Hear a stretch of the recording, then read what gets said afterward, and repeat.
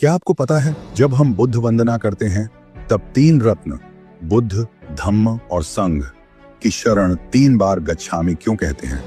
इस परंपरा की जड़ एक प्राचीन घटना में मिलती है। एक समय भगवान बुद्ध नालंदा के पावारिक आम्रवण में विहार कर रहे थे। उसी समय निर्ग्रंथ नाटपुत्र भी अपने समुदाय के साथ उसी नगर में ठहरे थे। एक दिन एक निर्ग्रंथ दीर्घ तपस्वी तथागत के पास आया। उसने बताया कि निर्ग्रंथ नाटपुत्र पाप कर्म का नहीं, केवल दंड का विधान बताते हैं और 3 दंडों में काय दंड को सबसे दोषयुक्त मानते हैं। तथागत ने कहा कि वे दंड नहीं, कर्म का विधान करते हैं और 3 कर्मों में मन कर्म को सबसे दोषयुक्त बताते हैं। जब यह बात निर्ग्रंथ नाटपुत्र को पता चली तो उन्होंने विवाद के लिए अपने शिष्य उपाली गृहपति को भेजा।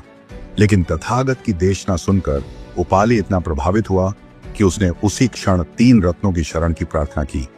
तथागत ने कहा, गृहपति, सोच समझ कर करो। यह सुनकर उपाली और गहराई से प्रभावित हुआ। उसने दूसरी बार शरण की प्रार्थना की। तथागत ने फिर कहा, लंबे समय से तुम्हारा कुल निर्ग्रंथों के लिए अन्न जल का आधार रहा है। यह मत समझना कि अब उन्हें पिंड नहीं देना चाहिए। उपाली का विश्वास और दृढ़ हो गया। जब उसने तीसरी बार प्रार्थना की तभी उसे बुद्ध, धम्म और संघ की शरण दी गई। वहीं से यह परंपरा स्थापित हुई कि शरण सोचकर, समझकर और दृढ़ निश्चय से ली जाती है। सोच समझकर 3 रत्नों की शरण लेने की यह परंपरा बुद्धकालीन है। इसीलिए आज भी बुद्ध वंदना में 3 रत्नों की शरण 3 बार ली जाती है। बुद्धम शरणम गच्छामि, धम्मम शरणम गच्छामि, संघम शरणम गच्छामि। और ऐसे ही मैं दूसरी बार बुद्ध, धम्म और संघ की शरण जाता हूँ और तीसरी बार मैं बुद्ध, धम्म और संघ की शरण जाता हूँ।